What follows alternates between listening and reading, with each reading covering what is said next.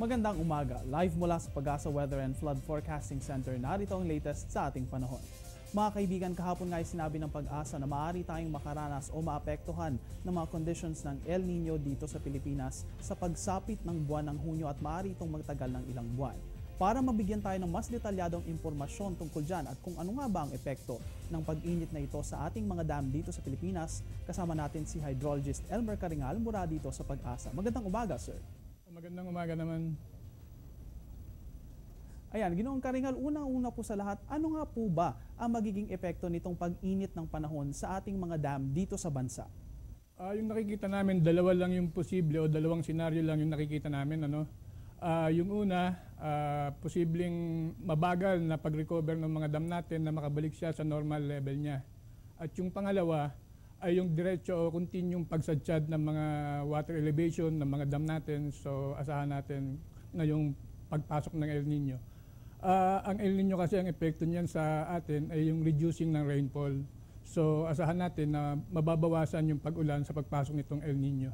Kung magpapatuloy po ang pag-init ng ating panahon at kung tayo nga ay pumasok dito sa El Nino, paano nga po ba natin madedeklarang low water level na ang isang dam at ano nga pong mga dam dito sa may Luzon o dito sa buong Pilipinas ang siyang nagdeklara na ng low water level?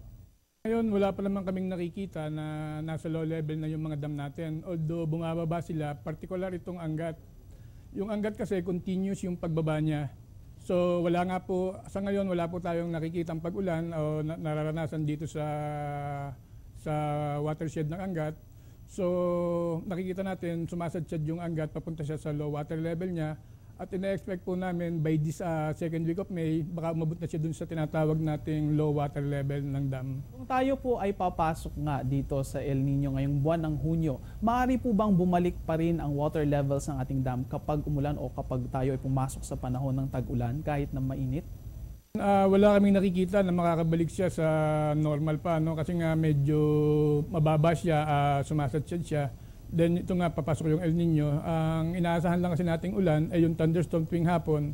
So buti kung tumatama siya sa watershed ng mga dam natin. So malaking factor yun o malaking tulong sa isang dam.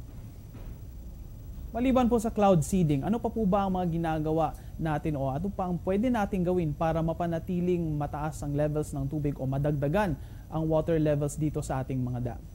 Masasabi ko lang dyan, ang magagawa lang kasi natin, except nga po dito sa cloud seeding, ay yung pong pagtulong o yung pagtitipid na lang po ng tubig, gumamit po tayo ng tama, then gamitin natin sa matalinong paggamit yung mga tubig natin. So yun na po yung malaking tulong natin para wag naman po gaanong sumadsyad itong tubig natin at hindi naman po gaanong umabot tayo doon sinatawag nating worst scenario na talagang sadsyad na yung tubig natin.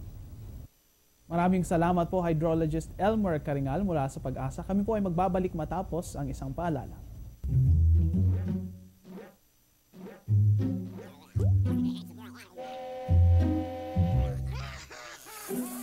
Worried kung nasaan ang package mo?